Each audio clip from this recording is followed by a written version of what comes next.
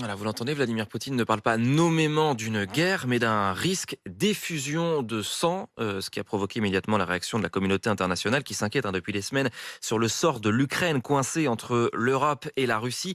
L'Ukraine répond qu'elle n'a pas peur. Les Occidentaux ont décidé cette nuit, après une réunion à l'ONU, de prendre des sanctions. On ne sait pas encore lesquelles. Que dit la France, Cyprien Pézeril?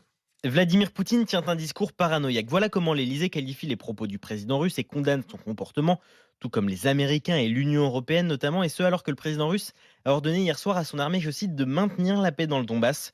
Face à ça, l'Elysée précise sa feuille de route, d'abord en demandant la réunion du Conseil de sécurité des Nations Unies.